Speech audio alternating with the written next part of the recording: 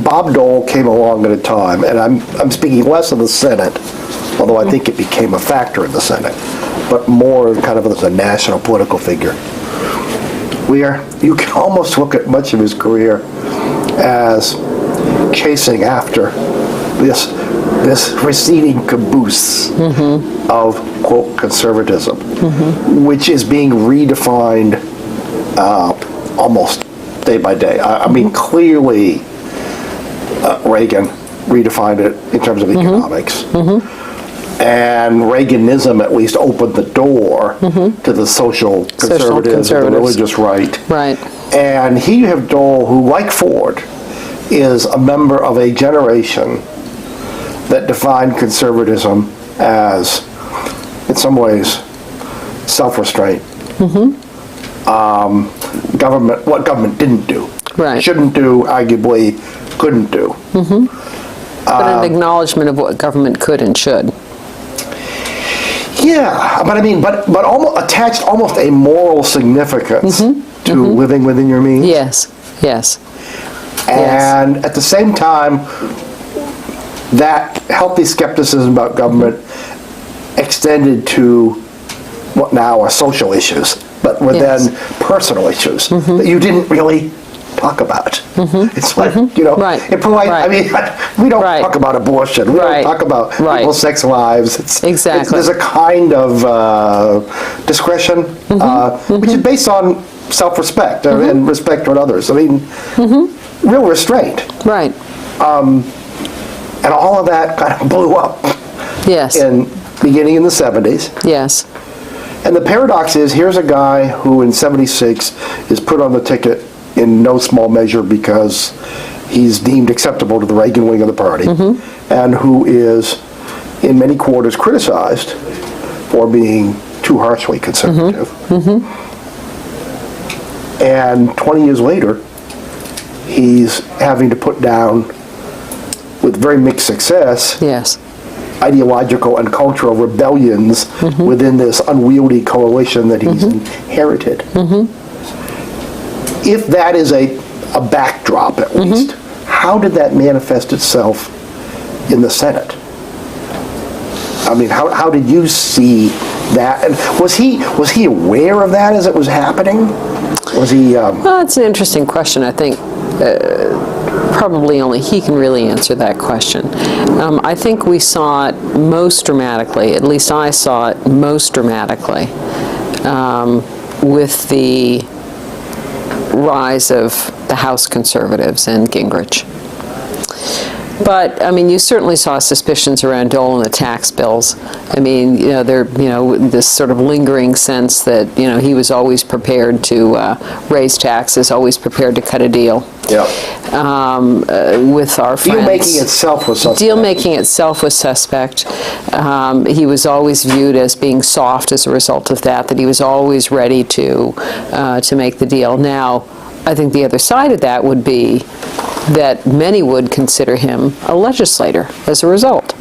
Someone who was prepared to work to a conclusion, one who was prepared to seek alternatives that in fact gave people something with which to deal, that he had underlying principles, but he didn't, but losing, and he would often say this, that losing isn't in and of itself a gain. In most cases, it can be. I mean, there is a point occasionally to losing, but as a general matter, having gained something, in fact, moves you ahead.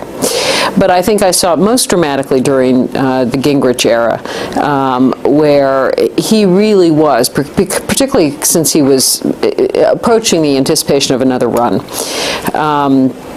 very conserved about being flanked on the right. And you heard it in the Senate from Phil Graham and others. He was at that point viewed as more in the sort of Domenici, sort of chafy, not as liberal as chafy, but certainly in that group of people who were pragmatists, who were legislators, who could reach across the aisle, for whom burning bridges and scorched earth was not a strategy. And you saw it in terms of how he would position amendments, how he would allow people to put forward those points of view, made sure that everyone was heard in the caucus, and was, I think, at times reluctant to put forward an alternative were to have been viewed as having given too much. So that's where I particularly saw it occur. It's odd. The older I get, the more, I hate to be reductionist, but I mean, the more and more it seems like generational factors are the most defining. And it's bizarre how history does repeat itself. I mean, if you go back a generation, here you had Bob Dole and Jerry Ford as young Turks tossing Charlie Halleck out the window. Yes. Okay. Yes. Then, of course, along about whatever, you've got, say, Trent Lott, his generation coming over from the House. Yes. And ultimately, Trent Lott would be criticized for being too much of a deal maker. Yes. It's extraordinary. Well, it is extraordinary. And I think there is a certain amount of it that is generational. There's a certain amount of it as well. And this is more instinct on my part than anything, but the movement from the House of these younger generation, there were a group of people who were had been in the minority in the House for a very long period of time, who were used to being combative, the Lotts and others who came over from the House during that period of time, as compared to the others like Dole, who'd come over at an earlier point in time, where it wasn't the kind of sense of anger and frustration that you saw.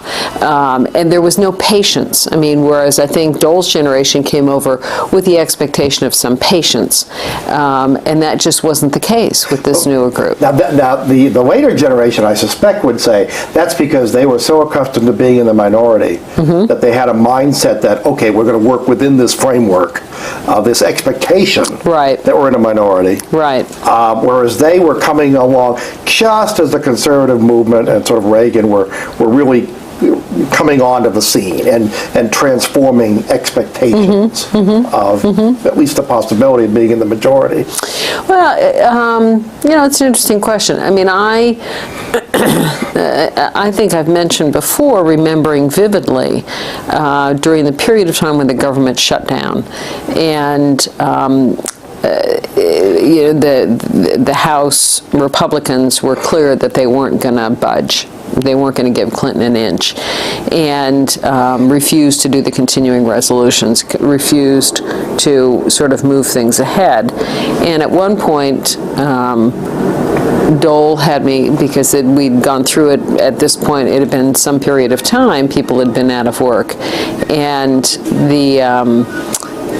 Dole had me call over to the House side because he had rejected it one more time, the House had, and basically say to the House folks, this had been going on now for some period of time, and the House was clearly holding tight.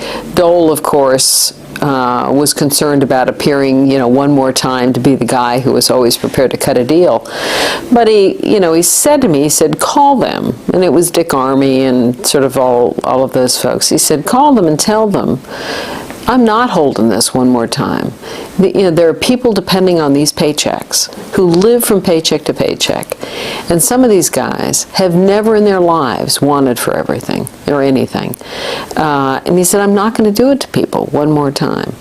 But it was that tension between, wanting to do the right thing, the tension of, being a responsible legislator and wanting to work through things, and being boxed into appearing to be, too willing to give something up. So I think it did cause real issues for him.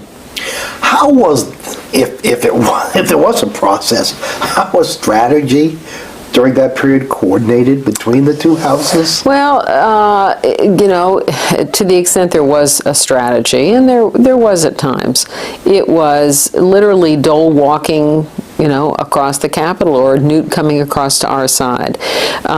There was a fair amount of that where the two of them would go back and forth to one another's offices and have a conversation. But Dole had his own constituency in the Senate that was, also not particularly enamored of the House Republicans. And so he was, always fighting that battle. That is, don't let these, sort of the, 100 days of legislation, don't let them drive us to a position that none of us are comfortable. But literally, it was the back and forth across the Capitol. And how much is that dynamic sort of a permanent part of the Hill? I mean, the latent and sometimes overt suspicions between the two houses. Oh, I think it's absolutely a part of the relationship between the two bodies, and I think it remains as challenging irrespective of who were in the relative positions, whether it was Tip O'Neill or Jim Wright or Bob Dole or Bob Michael or George Mitchell, whomever it is. There is always that tension between the two bodies. Why is that? Well, it's an interesting question. I'm sure people much smarter than I have thought about that. But I think it is a sense of entitlement in part on the part of the senators. I mean, there are fewer of them. They are there for a longer period of time. They have more time to essentially be reflective, to take risks. They are given the sense of being more elite in some sense. The House, again, there are far more of them, much shorter periods of time, much less time to essentially, position themselves. The Senate tends to be more deliberative. The Senate is also historically, I think, thank heavens, sort of the last bastion of the minority in terms of the ability to stand up and speak when you chose to on any topic. And the House is so constrained and so restricted. And the Senate just has a freer sense of it. And the other thing I think that's unique about the Senate is because there is no Rules Committee, you are forced to essentially find a way to get your business done. The bulk of the work in the Senate is done by consent. It is done because the two leaders sit down and figure out what it is they're going to get done. And, they don't have either the sort of burden nor the blessing of a Rules Committee that so tightly constrains and allows the majority to essentially ride over the minority. So in the Senate, there is a greater sense of tolerance. There is a greater sense of having to negotiate to get things done. And I think there is none of that in the House. And, so I think they are just inherently different bodies. Is it also possible, too, that traditionally, presumably, congressmen resented the fact that senators had a much higher profile, much more access to TV. Absolutely. And then along came C-SPAN. Right. And all of a sudden, there's to a little some more degree, equity. You could level the playing field. But in doing so, it didn't necessarily encourage the kind of reflective qualities on the House side. I mean, even with C-SPAN, you have the 2-minute sort of vignette in the House, whereas in the Senate you still have. I mean, the difference is between, a tax bill in the Senate that could take 4 weeks and in the House could take 2 hours.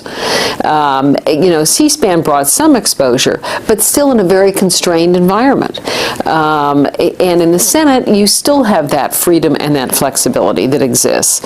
And you find that the Senate still they have bigger budgets, they have bigger staffs. They just have, a greater sense of freedom, I think, in some respects than the House. But I'm wondering if for example, the Gingrich generation, looking at Newt and how he exploited the media, no question, to, in many ways, transform not only his standing, but the public view of the party. Sure. Not surprisingly, would seek to emulate that. Yes. And but he also got rid of all the bulls. I mean, all the cardinals. I mean, the seniority went out the window. There were a number of things that he did, not only sort of press related, but also just in his method of dealing with his colleagues, and his leadership style was a much more aggressive, much more in your face, much less tolerance for the way things used to be. Just a very different approach. Let me ask you back up, because something I asked Mondale occurred to me when he was talking about, he went into which almost everyone does, but kind of nostalgia trip about how in the good old days, the Senate was a much more civilized place also. Right. And so even if you go back to the 70s, I wonder if one reason wasn't because in those days you had parties that had wings. And by that I mean a Minnesota Democrat Right. had to get along with a John Stennis. Right. To get things Or done. Dick Russell. Sure. And so you, first of all, internally had to find ways to form coalitions and bridge differences and all of that. And that almost set you up for that across the aisle. Or at least, and likewise, the Republican Party was much more diverse. Right. You had Northeastern liberals and Midwestern moderates. Well, I mean, you still had some of that during that period of time. I mean, you still had the Chafees and the Hatfields, along with the Phil Grahams. I mean, you did still have these sort of variances across the party. But again, isn't it part of this sort of evolutionary process where those who wanted purer parties, for lack of a better word, Right. certainly during the time of Dole's national political career, that was the direction in which the parties were moving. No question. No question. And presumably that was reflected in the Senate? Yes, although I think not as starkly as it was in the House. Okay. I mean, because you still had in the Senate, admittedly, it was moving in that direction. Certainly, Reagan brought a number of people in with him. But you still had a fair number of folks in the Senate who were centrists. And there were real tensions, no question, within the party in the Senate. So I think it was moving less quickly than the House. You had a less radical turnover. Do you think, stupid question, because I'm sure he would never use the word anyway, but do you think it was less fun for him toward the end because of those factors, or I think it was perhaps less productive maybe, or less? I think it was perhaps less enjoyable in many respects. I think the tension of running for the presidency. I think the divisions within the party. I think in some cases having to do things that perhaps under different circumstances he would not have done, simply because of watching his flanks, whether it was Graham or Gingrich or whomever it had to be. I think he is somebody who fundamentally loved to legislate. I think he loved getting into those back rooms. He was never happier than when there were 5 things going on. There was something in his office, something in the front office, something in the conference room, something in my office. He was never happier than moving within those arenas and walking across, the hall to Mitchell's office or whatever it happens to be. And I think as that became less available to him because of the sort of growing sensitivity within the party and as he positioned himself.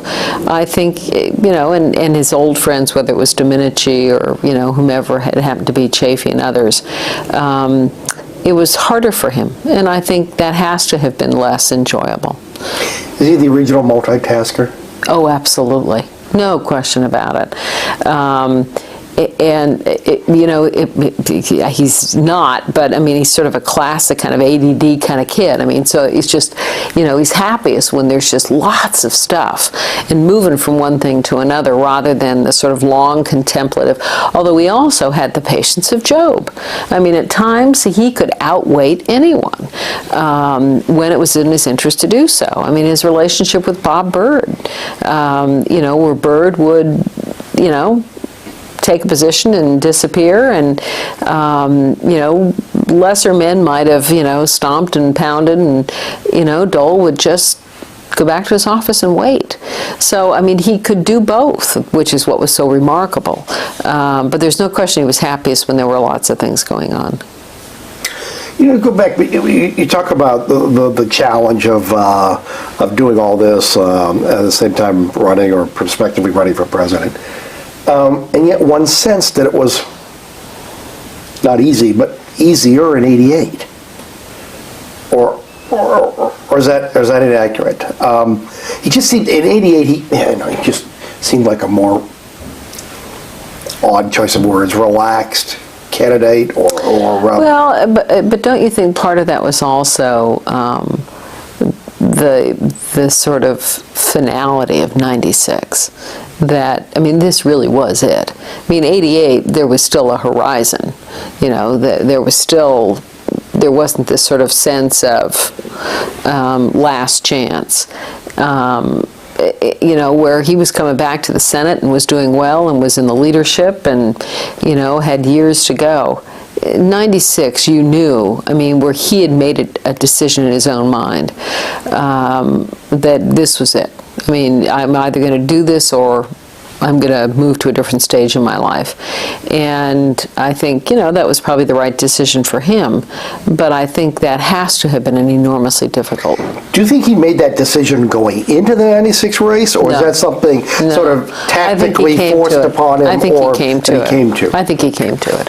I don't think he went into it. At least I have no reason to think he went into it with that expectation. That was certainly not my impression.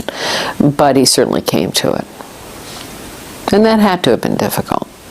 Another different dynamic. I mean, in 88, he was not the anointed candidate. He Correct. was taking on the anointed candidate. Correct. And in Correct. 96, he had all of the baggage of being the front runner. The front runner.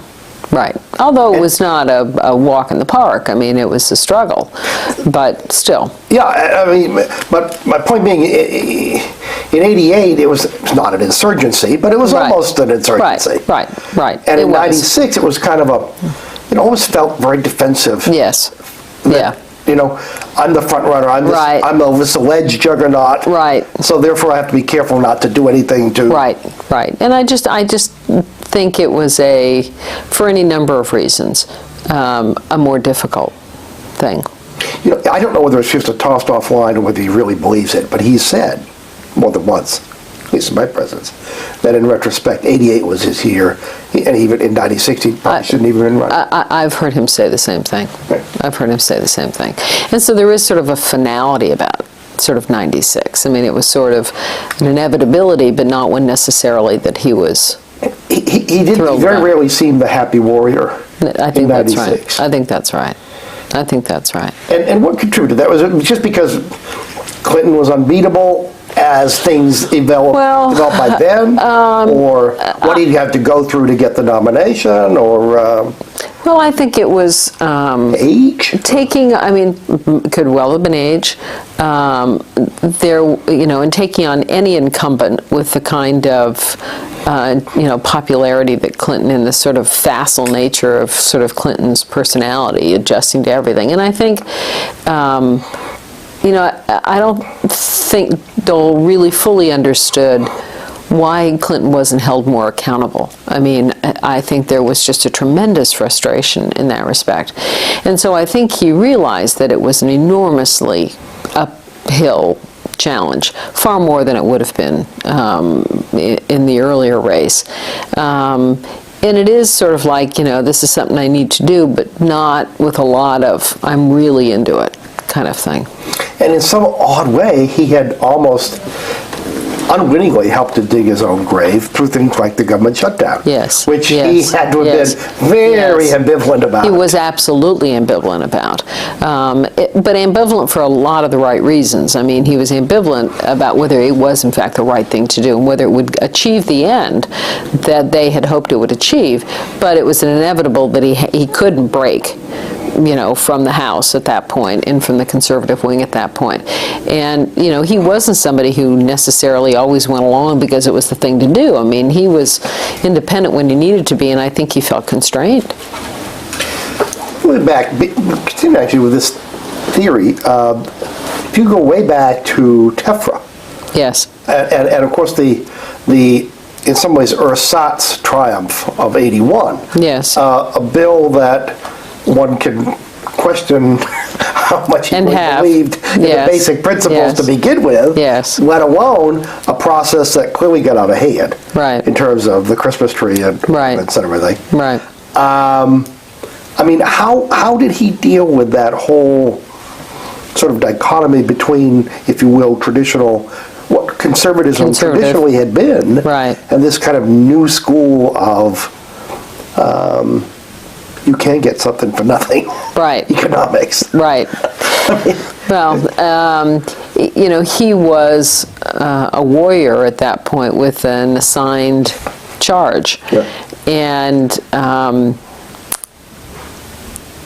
you know, I think your point that it may not have been the thing that necessarily was consistent with his views, but he was given an assignment, and it was sort of one of these, I'm going to get this done, and I'm going to do the best possible goddamn job of getting it done. And brought to the, you know, it brought to the game every possible skill set that needed to be had to get it done. Like? Well, I mean, negotiations, the consensus building, the, you know, cutting deals. I mean, those were all things that were, you know, classic Dole. You know, the ability to deal with extraordinarily complex matters, the ability to deal with extraordinarily complex relationships in terms of among his own colleagues in the Senate as well as with the House.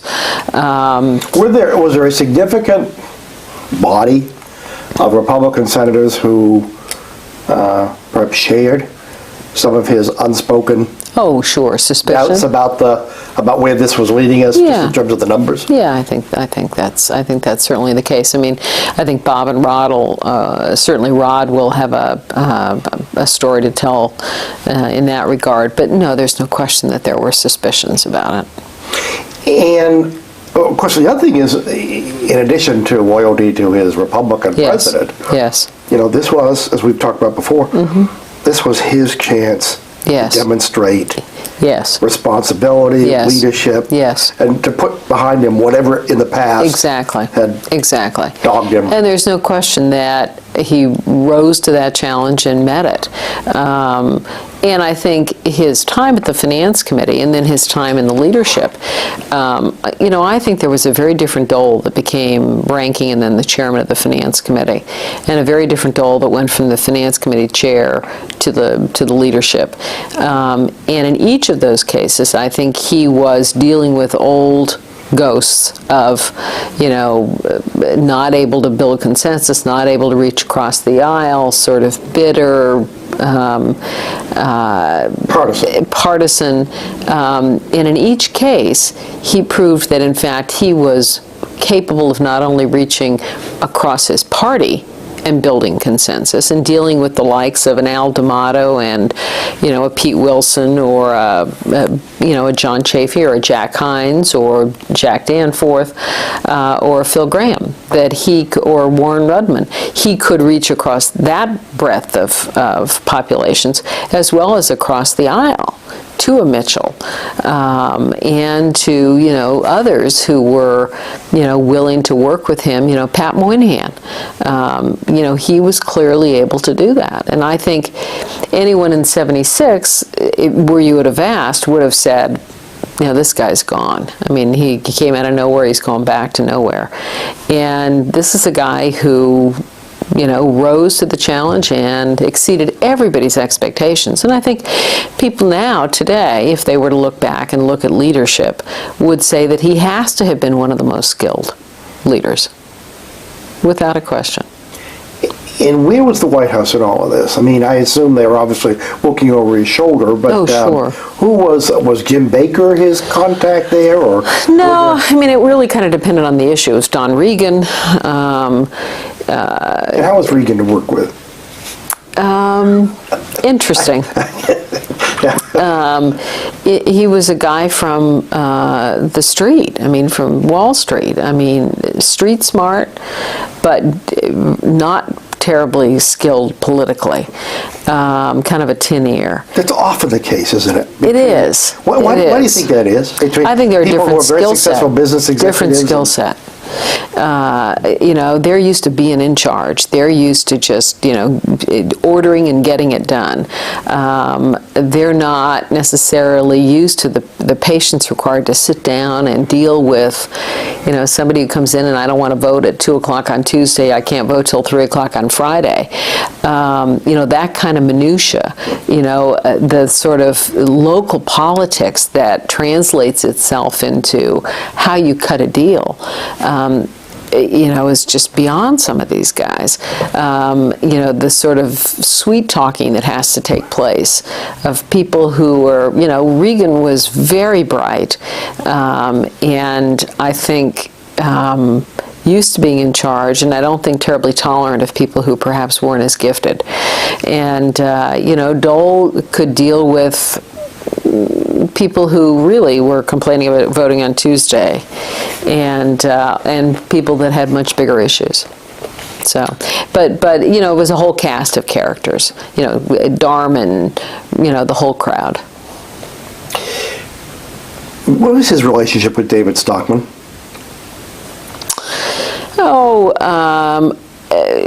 Stockman was extraordinarily bright, extraordinarily fast, extraordinarily detailed-oriented.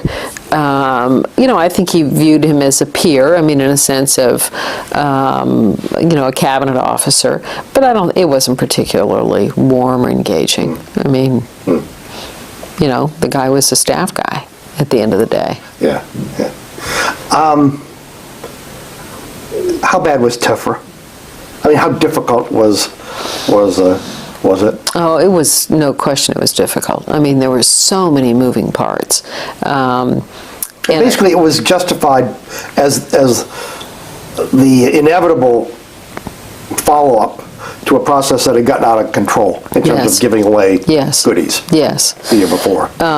Yes. But the complexity, because it was not only on the tax side, but also on the spending side, and sort of all of the sort of Medicare issues and all the other things we were dealing with. It was an enormously complex package. So, it was probably one of the most remarkable sort of, you don't really want to watch sausage being made. This was one that you really didn't want to watch being made. And clearly there were a lot of components in the Republican coalition who were very unhappy. Very. And presumably unhappy with him. Yes, no question. No question. The bankers. Oh, yeah. Oh, my God, yeah. The stories that he would tell about asking for the toaster back.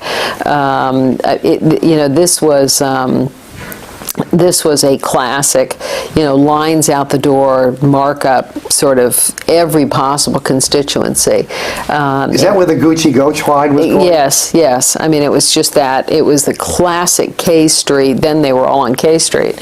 And it was at the height of, the role of advocates, the role of lobbyists, and, wandering the halls and every possible constituency. And again, I think in part it's an extraordinary credit to Dole and his colleagues, but also to the staff, particularly on the tax side, of keeping track of all these people and keeping track of sort of all those deals that were getting cut and the sort of nuances. It's the potential for disaster in terms of the details when you're drafting like that, things get screwed up, somebody's phone number becomes some tax law. So it was an enormously complicated process. How did he deal with lobbyists? Kind of depended. Depended on the day, depended on his mood, depended on whether it was somebody that he'd known or knew him and was prepared to take, whatever grief he was prepared to hand out. If it was somebody he was comfortable with, they were, pleasant conversations. But he didn't have a lot of patience for sitting and, droning on about minutiae. That was really something he wanted the staff to deal with. He certainly understood the concepts, but he was always unfailingly good. Folks that came from Kansas, folks that he had known. But again, it would depend on whether, in part, he had a sense of whether the argument was a credible one. You would hear him talk about some of the veterans groups and whether he viewed them as really being for veterans or really being more about the advocacy and sort of promoting themselves. And so he had a pretty keen eye for who was sincere and who wasn't. And some of them he had great relationship with. Tom Korlogas is a wonderful example of somebody with whom he had a wonderful personal relationship. And, it would be kind of a joke. Whoever Tom was kind of coming by to sort of lobby for. But, some of them he had good relationship with. Others, he was, if he felt that they weren't being honest or direct, he didn't. He would be honest and direct? Yeah. sometimes, we were sort of the middle, I'm not seeing them. Somebody would have set up something and set up an appointment, and, it was a big deal, and, Without naming names, were there occasions when people went out of his office visibly angry? Yes, no question. He wasn't subtle at times, and there were people that, felt that he treated them badly. They had a different expectation, and he could be abrupt. He could be very abrupt, and sometimes that was difficult. People who had legitimate, credible issues, and it just was not a good day. In one sense, that he developed kind of a head of steam about the bankers and some degree the restaurant industry, who either double-crossed him. Yes. What was the background of that? Well, again, I think probably Bob and Rod, because it was on the tax side, will have a better sense of it. But, he kept a pretty straight list in his own mind in terms of people with whom he had negotiated or we'd negotiated an end result. And if they then turned and lobbied against it, wanted more, went to somebody else, he knew. He kept track. What could he do about that? Well, when you're chairman of the finance committee or you're the majority leader, at the finance committee, maybe you don't take that amendment. Maybe you push back on trying to, or you make it difficult, or you alter, what it is that was intended. You change the degree of, the change that they're seeking. And at the same time, you've got the White House, of course, you who's do. Clearly very, I assume, uncomfortable with those deals, with all of this. Sure. But at the end of the day, Dole's view was, I'm the one that has to get it off the floor. I'm the one who has to get it out of committee. And but you at least need to know that the White House is absolutely supporting have to know. And the White House congressional folks were up all the time. And there was a very direct relationship with them. One of the things to Dole's credit... Was that Bill Friedersdorf? No, there was a host of them at the time. I'm trying to remember. Will Ball was there at one point. Pam Turner, was there during the Reagan days. Were they good? They were good. Yeah. They were good. And to his credit, one of the things that Dole recognized and was sensitive to was staff, and he treated people well. And so when, whether the White House liaisons were up or whomever it happened to be, Larry Harlow was in the White House Congressional Affairs. There are a host of them between Reagan and Bush and the others. Dole would hear them out. Dennis Thomas, a host of those kinds of folks, Nick Callio, and Dole would hear them out. Kenny Duberstein, was down there at one point in time, and he's gotten more mileage out of being chief of staff for a few months. True, but Dole was always very decent to them. Yeah, he was. How did the Martin Luther King birthday bill come about? Geez, I don't remember. Yeah, because he took the lead. He was floor manager. He did, and I don't remember. Yeah. I think it was Sheila Burke. Did Sheila manage that? I don't know. Well, we'll ask her. We're going to see her on the 17th. I don't remember. Yeah. I don't remember. Does civil rights really matter to him? Yes. In the broadest definition. Civil rights, certainly for any disadvantaged group, whether it was people of color, whether it was the disabled, physically disabled. I think because he had, in his own life, challenges, I think he is uniquely sensitive to people being treated unfairly. Now, in the same vein, he also is uniquely sensitive to people being overcompensation. I mean that, people taking advantage of those circumstances. But at the end of the day, he is somebody who believes everybody ought to be given a fair chance, and they ought to be given position to take advantage of those things.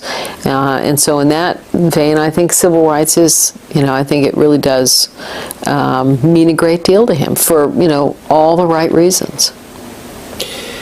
The Supreme Court process.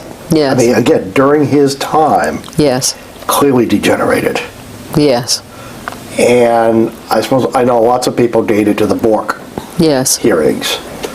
Although actually, you go back to Hainsworth and Kurzweil, Yeah. I mean, Yeah. clearly Yeah. the court was being politicized Yes. Yes. as soon as there was a conservative Yes. president. But I mean, it was from You mean Bork to Fortas, Clarence for that matter. Thomas. I mean, there were a whole series of them that were uniquely difficult. How did he approach all of that? And In a fairly straightforward fashion. At that point in the leadership, his view was, and I think he held this view with the Clinton administration, is that it is in the right of every president to have their nominees put forward. And whether you agree or disagree with them, they deserve to be considered and deserve to be heard. I think he found Bork odd. His view was, this was a choice, and the choice ought to be heard, and I'm going to do everything I can to position the White House to get a fair hearing. But I think he found him odd. he's that candidate, that rarity. He probably would have been better served if he'd never testified. Exactly. But you wonder, didn't someone sit down and say, Judge Bork, maybe you want to, take this into consideration? Yeah, but that wouldn't have been his role. Yeah. That would have been either the White House role or the handlers, whether it was, I don't know if it was Tom did that one or not. Tom certainly helped with Thomas and some others, but that really wasn't Dole's role. That was really someone else's. I mean, in part, it could have been the Judiciary Committee Republicans in some respects, but more than anything else, that's the White House responsibility. Did Jack Danforth save Clarence Thomas? He certainly made a difference, no question. I mean, people held Jack in great regard, and Jack's views and Jack's standing, I think, clearly had an enormous impact. So there are still senators, or I should say, the Senate is still an institution where... Sorry. No, that's okay. I don't need to get it. Anyway, so there are still members of the Senate who have an outsized influence based on the perceptions of their, character, their credibility? Their character, their credibility, their relationship with their colleagues, whether they're viewed as having been fair and balanced and honest in their dealings. I think individual members can make an enormous difference in cases like that, where essentially people view their having said or I support that person or that proposal as an imprimatur that is, quite valuable. So there's no question that members can play a big role in that respect. And Social Security, saving Social Security. Yes. We're going to see Alan Greenspan good. on Friday. Good. What should I ask Alan Greenspan, or what? Oh boy. Is it fair to say that the Greenspan Commission was one thing, but that the actual end game was something else? You can get all of the content in the world and all of the proposals, but at the end of the day, that deal, those relationships, are what happens in the Senate and on the floor.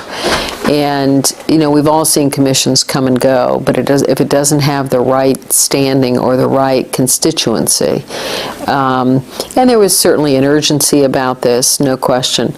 Why had the Democrats, it's interesting, because they had very successfully exploited the issue in '82. Right.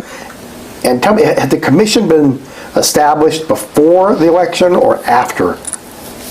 I don't remember. Yeah. I don't remember. Okay. Don't remember. Yeah. And what were the dynamics within it? Because clearly you had some people who were, fight to the last redoubt, defenders of the system, of the status quo. Right. Carolyn Weaver's probably the best, since she was a participant in it, to tell you what the dynamics internally were like. But again, I think going to your original question, which is, there was the commission, there was the report, but then there was the final action and the resolution in the Senate. And I think that is the dynamics of the personalities involved, of Moynihan, of Dole, of others.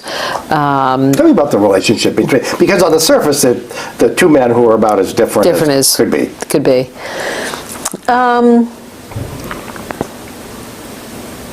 It's interesting because, Dole commented on Moynihan in his farewell speech on the Senate floor about that unique relationship. I think they came from such different places, but I think they were both people who were legislators.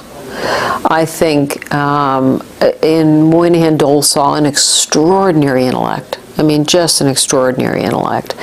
And sort of an odd set of views. If you think of, Moynihan in the Nixon days, his foreign policy issues, his social welfare and domestic issues, sort of welfare policy.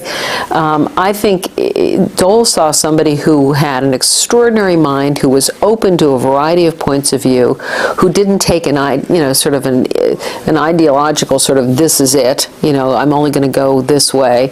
Unpredictable at times. Sense of humor. An extraordinary sense of humor, extraordinary warmth.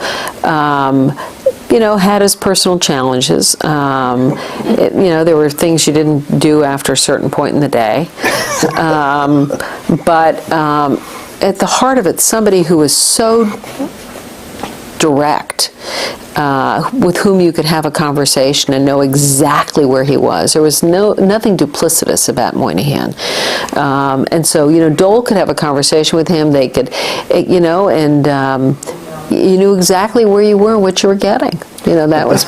That also illustrates, because anyone in a position of leadership, particularly majority or minority leader, has to not only learn, but practice tolerance. Oh, well, and I think, going back to the much earlier conversation, I think one of the things that people did not anticipate with Dole was that tolerance.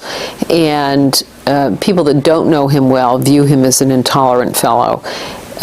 And I think, in fact, one of the hallmarks of Dole is his tolerance and his willingness to accept people from such a wide array of views and positions and styles. I've never seen anybody quite as tolerant. He's remarkable. And, you'd see it in small things in the Senate. We had a particular senator who had a tendency to break into tears when he felt strongly about something. And it was always a little over the edge, emotional, for kind of odd reasons. And there was nobody as controlled as Dole was in terms of his own sort of personality and emotions. And he could deal with that personality. When the guy left the room, Dole would be shaking his head. But he could deal with him as well as he could with somebody who, was, could be mean and nasty. And there were plenty of those as well. He was unbelievably tolerant of people's foibles and, styles. It was remarkable. That calls for an extraordinary dexterity Oh, and no question. But again, I mean, I think if, looking at Dole from 76 forward, I didn't know him in 76, but when I went to work for him in 77, I mean, if you look at the transition in almost gravitas, as he acquired more and more responsibilities, as he became responsible for a greater array of issues and people in terms of constituencies, you saw him, take on those responsibilities and treat them very seriously. And I mean, I think he had an extraordinary array of skills that no one could have anticipated. Whether it's negotiating over the smallest detail, whether it's building relationships with a Danny Rostenkowski or a Charlie Rangel or, any number of characters on the House side or in the Senate. With Bob Byrd, with George Mitchell. I mean, you can't think of three people who are more different than the three of them. But I bet both Mitchell and Byrd would say that their relationships with Dole were extraordinary. And I don't think they could have expected it, nor would many others, had they not gotten to know Dole. I'm sure that would be true of George McGovern. I'm sure that would be true of Tom Harkin. People with whom you can't imagine Dole having a great deal in common, but who found common purpose and were able to work with him. You mentioned Rangel's name. That intrigues me. What was the... Rangel was a very active, very outspoken member of the House Ways and Means Committee, an urban, Democrat, dealing with a farm state senator. And, Dole could deal with Rangel when he needed to. Rangel also strikes me as a bit of a throwback, too, to an era when, a deal maker. Yeah. Oh, no question. And no someone question. who can think big. No question. But again, I mean, I think the other side of Dole is the side that had every policeman and every cleaning lady in the Capitol want to see him before he left. He was so uniquely aware of the people around him, uniquely aware of people's contributions in whatever form. Never sort of lost track of who he was or what he was, or, take on the airs of, sort of an aristocracy. Just didn't happen with him. Well, that gets back to what we talked about before a little bit. I mean, I think there's a real populist no question. in Dole. No question. And correspondingly, not only an appreciation for the cleaning woman, right, but a positive delight in poking fun at the stuffed shirt. No question. Well, and that's why it's interesting. I mean, that Dole could get along with the differences between Jack Danforth and Chuck Grassley. Enormous differences in wealth, and we used to call them the Millionaire Caucus. Jay Rockefeller and Danforth and Hines and Lloyd Benson and others. But Dole somehow found a way to do that. To deal with these, to Pete Domenici, anybody more, simple than Pete in terms of backgrounds. But Dole never took on the airs of someone who had arisen to an extraordinary position. He remained at the heart of it, a kid from Kansas. Let me ask you a couple of things. Well, about the whole notion of the senator's family, and I know it's frayed in some ways, but I wonder to what degree it still exists. And, for example, when you lose I remember when John Chafee died, yes, for example. Yes. Or in a different context, when Tower, when his nomination was shot down. Yes. How does that affect Dole? Well, there is a family, at least there was at that point in time, and I think they are sensitive to the unique situation they all face in terms of the time they spend doing what they're doing as compared to spending time with their families, that they see the strengths and weaknesses of each other in very difficult circumstances. And I do think they tend to gather around, when they go through transitions, and they feel the loss when they lose one of their colleagues. some of them have been there longer than others. They have, closer relationships. But I'm sure there are those who view the loss of Pete Domenici in terms of his transition and his illness as, a great tragedy. Certainly the loss of Pat Moynihan, the loss of John Chafee. I think they felt very personally. These are people who they had known for years and had relationships with. Did he think Tower got a raw deal? Or how did he deal with that? That's an interesting question. Because it's also tied up inevitably with, in some ways it's his first test as Bush's guy after the. I think he did in some respects. I mean, I think each of these end up being a unique set of circumstances, and the dynamics around these confirmations become very strange. Tower was a challenging character and a tough person to like. And so perhaps a little less sympathy on the part of many, because he was viewed, as I understand it, by many as being arrogant and autocratic. And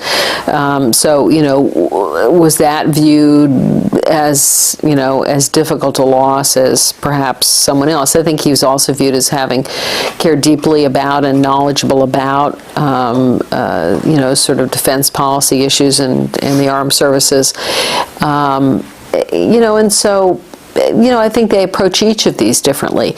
They're also very practical. I mean, they're also, in each case, it's, they all sense their own weaknesses and challenges, and, you think they're for the grace of God. Well, I was going to say, there were those who said, whatever thought about Tower, that there was more than a little scent of hypocrisy about that process. That's exactly right. And, I'm sure Dole would say that there are others, perhaps, who also had personal lives and foibles that were never held accountable.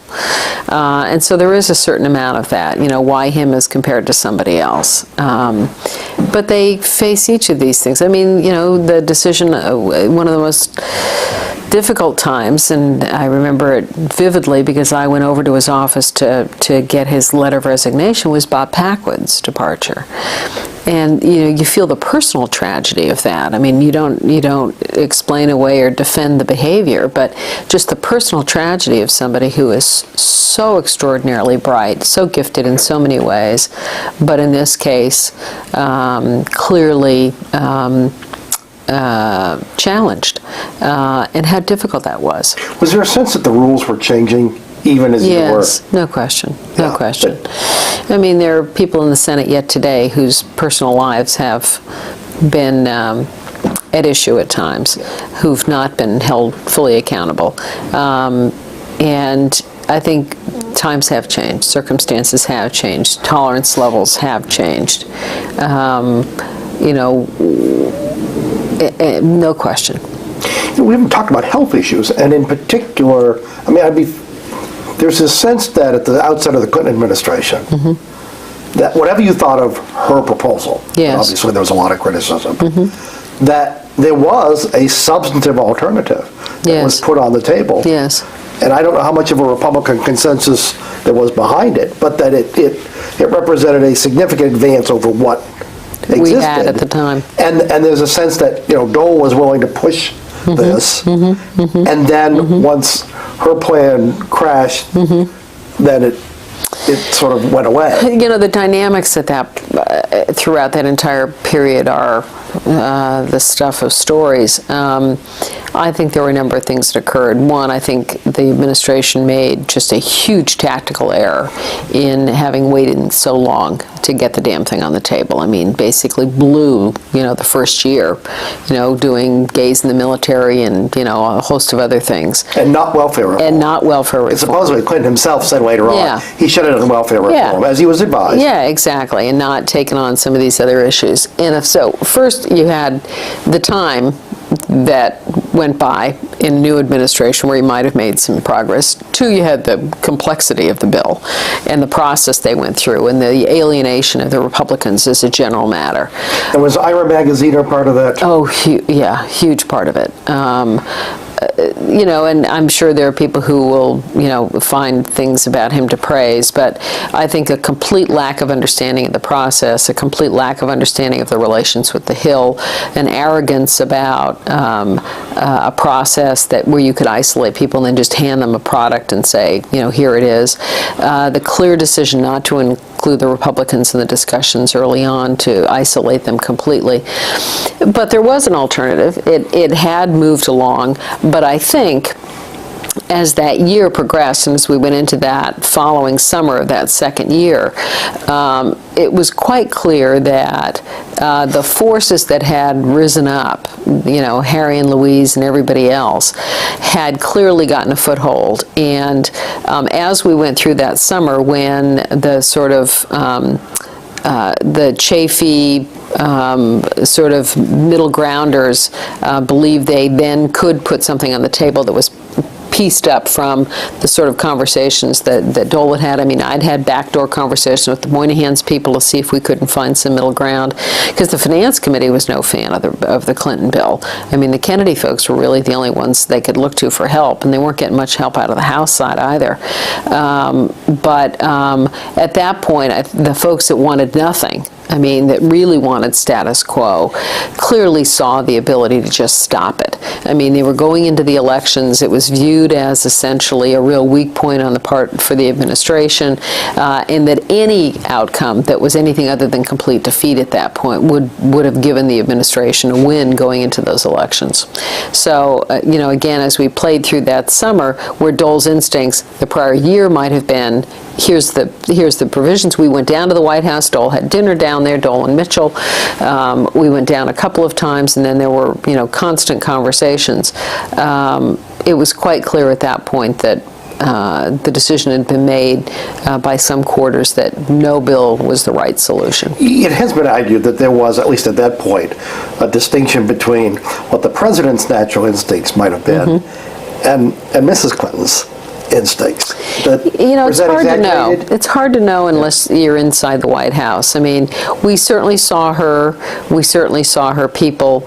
Hard to know where he would have been. Clearly they wanted to get something done.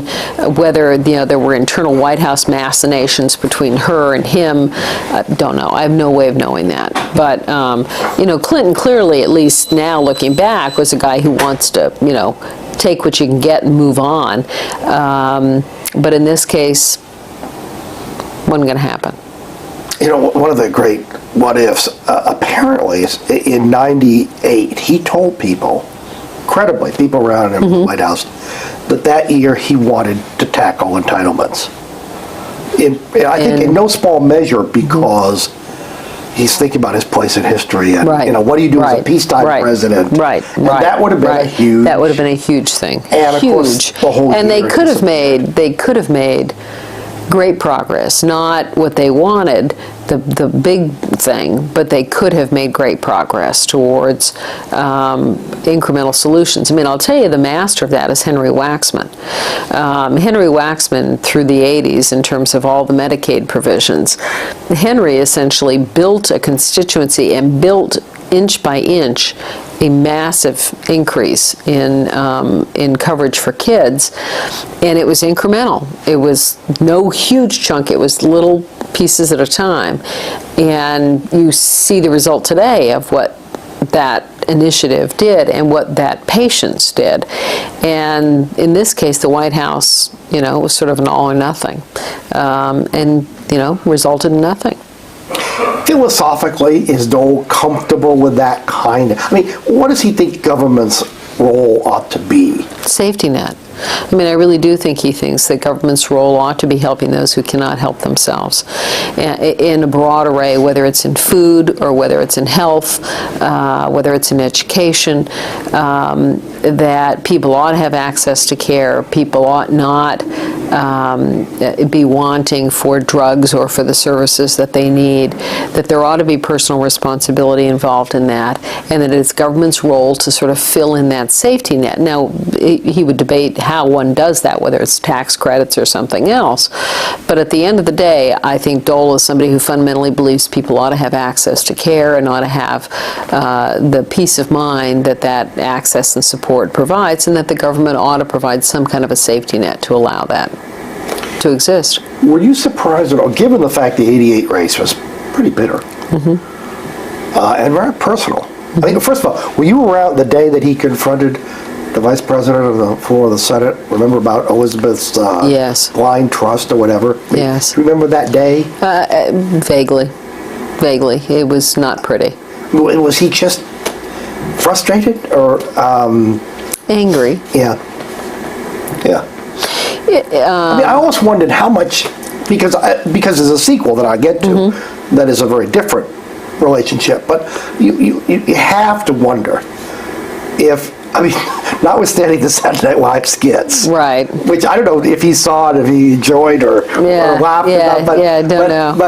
But there has to be a kind of class awareness that Dole never got anything handed to him. Right.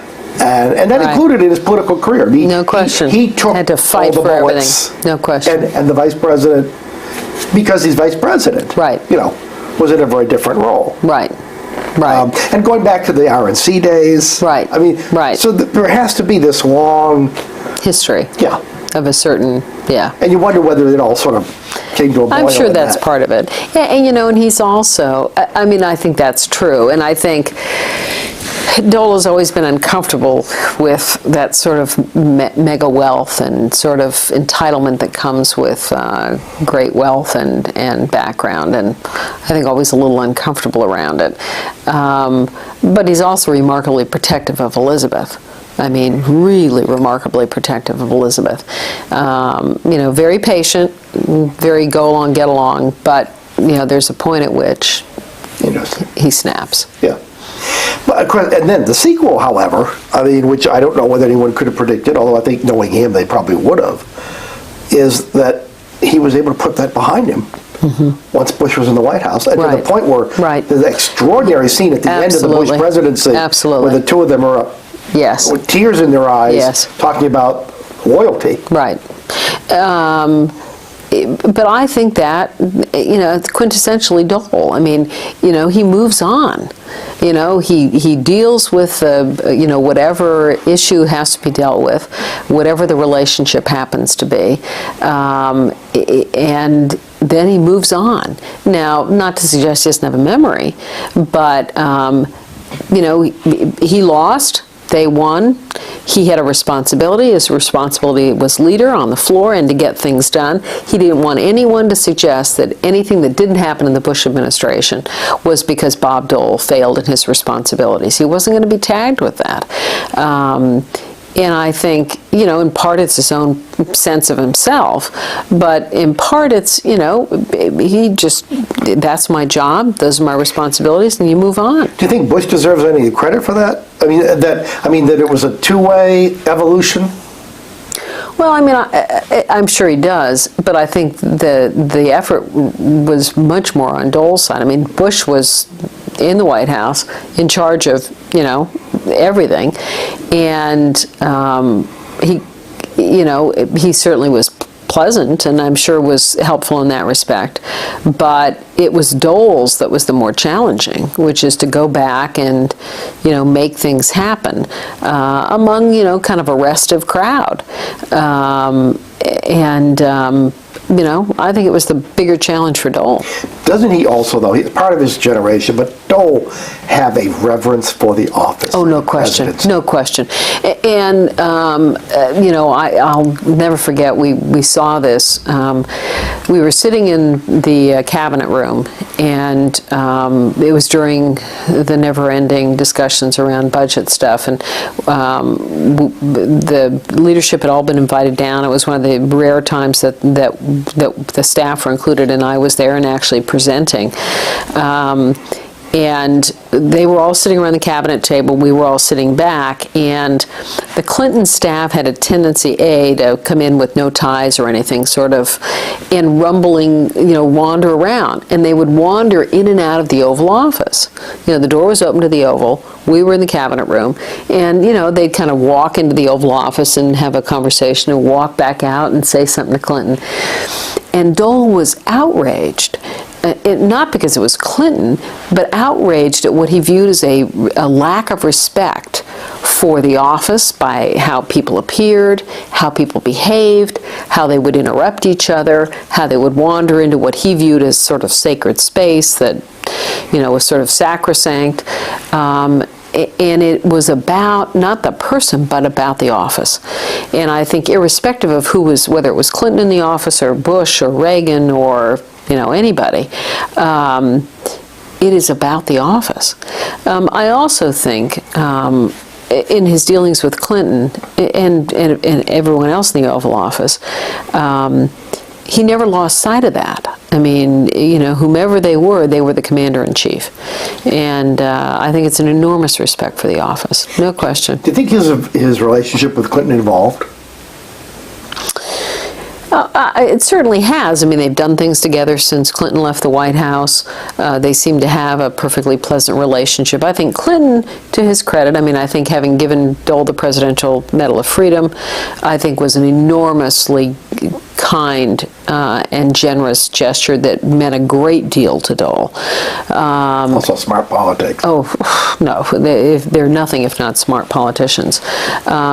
So yes, I think efforts on both of their parts, it has evolved. Now, are they friends? I wouldn't describe them as close buddies, but a very healthy respect for one another, no question. And of course, so that was the occasion, wasn't it, where Clinton asked Dole about raising money for the World War II Memorial? Yes. And so I think Clinton, I don't know Clinton, so I can't guess. My guess is he has a respect for Dole as a gifted politician, but also as an extraordinary American in having contributed greatly. And I think Dole has respect for many of Clinton's gifts. He is a remarkable orator. He is, a skilled politician, and he has given back. He's gotten involved in a great many issues, and so I think that the relationship has evolved, no question. I don't know if we talked about it before. Just a couple of things. Unfortunately, I have to head to the airport. Okay, that State of the Union response. Oh. Was it 96? Yes, I think so. Because it was at the beginning of the campaign. Yes. Yeah. What do you remember about that? Oh, I remember the office feeling like the black hole of Calcutta. I remember how. And the background was he had a very, shall we call, hard line. Yes. Particularly on cultural issues. Yes. And there were some of us who thought it harkened back to the Darth Vader. The worst of the cliche. And he looked like Darth Vader. He was nervous. I think there were... Because of what he was saying? I think because of what he was saying, because of the stakes, because of, the timing, going into the campaign. I think there were real differences of opinion over the tone that was to be taken, that healthcare wasn't a crisis. All this kind of stuff. Whether or not he should do it, whether he was the right person to do it. Some tensions, I suspect, in the party, whether this was, Dole taking advantage of the position given the campaign, but real mixed views as to whether he ought to take a hard line. And I just remember everyone feeling very anxious about it and feeling not very good about it after the fact. And presumably there were these tensions, predictable in many ways, between the campaign, no question, and the office. Yeah. Never ending. The campaign was of the view at the end of the day that he couldn't stay in the Senate and legislate and run for president. You couldn't keep getting boxed, and you couldn't keep being distracted, and that we were a distraction. That Dole's instinct was to legislate and to go back and fix things or to be out on the road talking about stuff, when what he really needed to do was just run. And so there was no question there was tension. Last thing, did you ever want to quit? Oh, absolutely. On more than one occasion. Certainly during the period of time when the conservatives were so agitated and I was in the paper every day, I offered to quit. I went to Dole and said, This is not clear to me it's in your interest or mine. It was every day in the Times, every day in the Wall Street Journal, every day in the Post. Can you trace the genesis of that? Why all of a sudden you? I think part of it was around the welfare bill and the sort of family forum. Phyllis Schlafly, she's a Hillary Clinton. I was intemperate in a meeting with the sort of Christian right and around welfare, that marriage was the foundation of society. And I said, what about people that are, scholastics or whatever, not scholastics, nuns and priests and ascetics. Yeah. I mean, there are a whole lot of people that are, single, childless couples. I mean, Right. But I was intolerant, and I was perhaps intemperate in the meeting. That got translated. They never trusted me anyway, and so I think that kind of spun out of control. They were looking for an excuse. They'd never trusted me on any of these social welfare issues, and I think they saw it as a way to get at Dole. And to push him to the right. But isn't that implicit, or does that suggest that they didn't trust him? I mean, you were, no question. No question. I was the vehicle. And so I went to him and I said, this may be the right time for me to go because you don't need this. And he said, no. I'm perfectly happy with you. I know where you are, and I know who I am, and I'm not worried about it. The campaign wanted me gone, no question. I'm sure they wanted me out of there. And there were earlier times that, there was a time when Dole, when we'd gone over to the leader's office in that first year, and Rod was leaving after 9 or 10 months, was going back to the private sector, and the question was who was going to be chief of staff. And Dole was not clear that I was strong enough, and I think was really was sort of a little bit of the old Dole, where didn't really want to deal with it and didn't want to talk to me, where I thought I've given the guy a fair number of years, and he wasn't sure that I could really handle it. And so I thought about leaving then. And, there in any job, I was there 19 and a half years. And, you can't be with somebody that long and in those many positions and not at times feel like, Last day, take us through the last day. I mean, very sad, very bittersweet. Obviously, Elizabeth and Robin were there, and Dole was very emotional. I mean, he, alternately was in tears and not in tears. And I think he realized the full impact of the transition and the departure. And, going to the Senate floor for the last time. And I think he knew that was, the last time for a very long time. In fact, I don't know that he's been up there very much at all, even since then. And his colleagues, both sides of the aisle, I think also saw a generational shift. I mean, a move away from somebody who they'd known, who, they'd fought with, but who they trusted. And, so many of them came up to him in the well and came up to him at his desk.